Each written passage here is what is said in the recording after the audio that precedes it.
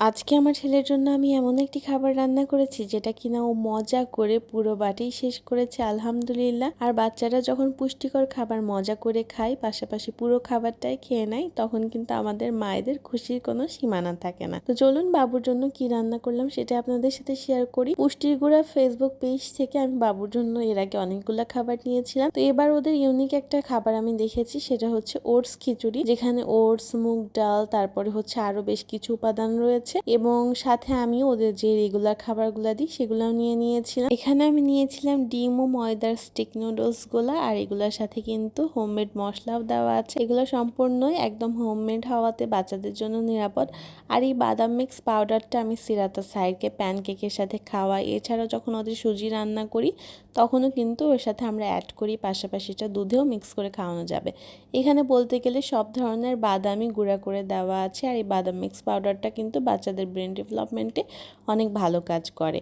আর এই যে এই চিজ ছাড়া আমার বাচ্চাদের খাবার আসলে চলেই না। ওরা যেটাই খায় আমি সব কিছুতেই ওদেরকে এই চিজ দেওয়ার চেষ্টা করি। আর এই পিনাট বাটারটা আমি নতুন নিয়েছি, এটা বেশ মজা। এটা প্রায় মানে অর্ধেকের বেশি শেষ হয়ে গিয়েছে। এটা খুবই টেস্টি লেগেছে আমার কাছে। ওটস খিচুড়িটা আমি একটা এয়ারটাইট কৌটায় ঢেলে নিচ্ছি। আর এগুলো যেহেতু একদম কেমিক্যাল ফ্রি, পাশাপাশি ঘরে তৈরি খাবার, তাই এগুলা খুবই যত্ন সহকারে ওদের নির্দেশনা মোতাবেক সংরক্ষণ করতে হবে। আর এখন আমি রান্নাতে চলে যাব। প্রথমে আমি একটুখানি গাজর সেদ্ধ করে নিব। যেহেতু এটা ওটস খিচুড়ি, এটা যে কোনো সবজি, মাছ, মাংস সবকিছুই অ্যাড করা যাবে।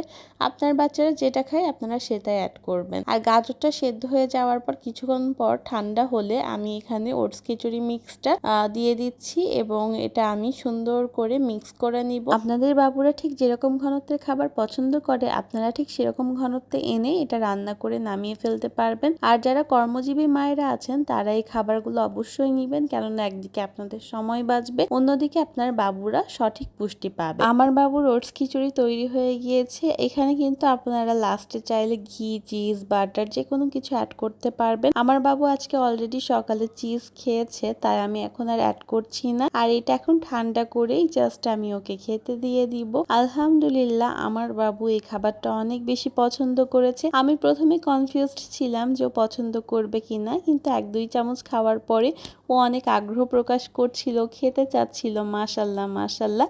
আশা করছি আপনাদের বাবুরাও এই হেলদি খাবারটা অনেক বেশি পছন্দ করবে। পুষ্টির গুঁড়া পেজে সবগুলা খাবারই বাচ্চারা খুব পছন্দ করে, আমার বাচ্চারা খুবই পছন্দ করে। আর আমি ওদের প্রায় সবগুলা খাবারই ট্রাই করে ফেলেছি। এগুলা ছাড়াও ওদের আরো অনেক খাবার আছে, আপনারা চাইলে আপনাদের বাচ্চাদের প্রয়োজন মতো নিয়ে নিতে পারবেন। পুষ্টির গুঁড়া ফেসবুক পেজটা আমি ক্যাপশনে ট্যাগ করে দিচ্ছি, আপনারা ওখান থেকে নিয়ে নিতে পারবেন খাবারগুলা।